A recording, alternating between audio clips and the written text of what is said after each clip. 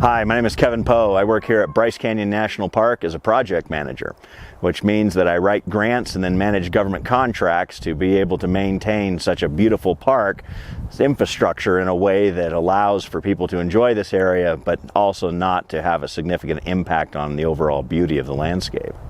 I'm a second-generation park ranger. My father, Noel Poe, also worked for the National Park Service for 37 years. Hello, son. And my son, my oldest son, Logan Poe, has just recently joined the workforce here at Bryce Canyon, also as a park ranger. How's it going, Dad? So one of the questions we get all the time is, why did you decide to become a park ranger? And my story is a little bit different than some, because having a father as a park ranger, I got to see what that job was like from a very young age. The big moment for my life was when Dad had a radio call that there was a boat that needed to get rescued off of a reef. This was in the middle of Lake Superior at Isle Royale National Park. And the rule was you needed 2 personnel to effect a rescue. Well, there wasn't any other rangers involved, so Dad just grabbed me as a 6-year-old kid, and we went out and pulled this big yacht off a reef. And we saved the boat. Everybody lived happily ever after, and it was a life-altering experience for me. My career in the Park Service started out back in 1968 when I was still in college, and during the summer I would work as a seasonal park ranger for some of the parks in the area. For example, I worked at Padre Island National Seashore in Texas, Jewel Cave National Monument in the Black Hills of South Dakota. And then once I graduated, of course that was during the Vietnam War, and the draft board came looking for me, so I enlisted in the Army and spent 2.5 years in the Army. I got my first permanent job with the Park Service in 1973, and all totaled I spent 37.5 years working with the National Park Service, which included my seasonal time. This is my actual first season as a park ranger, and I'm really excited to be in a valuable position in Bryce Canyon National Park.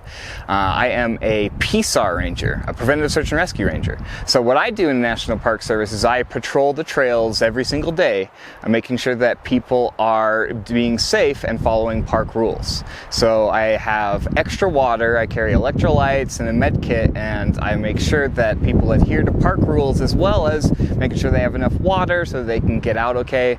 And it's a really good use of Park Service time, because a lot of people will get sidetracked by the beauty of the parks without realizing how dangerous it is sometimes for their health if they're not conscientious of it. Making sure they drink lots of water in the heat, and wearing sunscreen and wearing a hat is all very valuable and can literally save your life in some cases.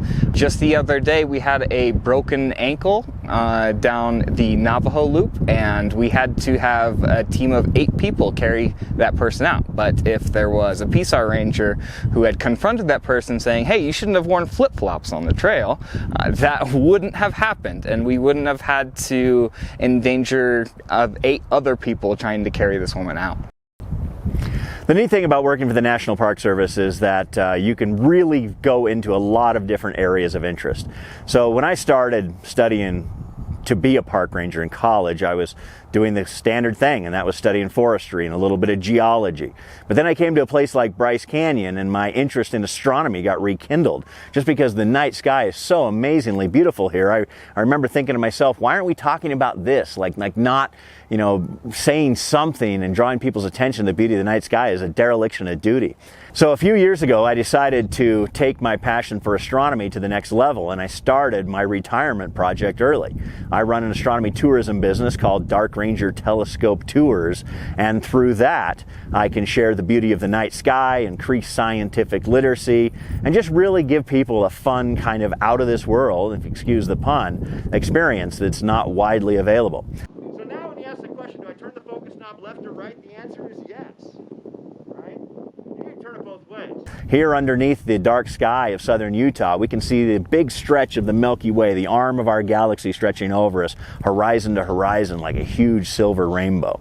And for some people, that's something they've never seen in their entire life. They've just never been to a place where the sky is so naturally dark to be able to have that experience. And we also set up gigantic telescopes so we can zoom right into what we call deep space objects, exploded stars and starburst nebulae and distant galaxies and globular star clusters. And all of that is another world that being able to participate in the nighttime activity people find exciting. The amount of carbon we emit into the atmosphere with the vehicles we drive, the airplanes that we fly back and forth, the coal that we burn, all of that is important, and we need to think about it, or we're going to lose a lot of the scenery that we enjoy today. So take care, help us, help your friends and family see the importance of a conservation and the importance of protecting our resources. Thank you.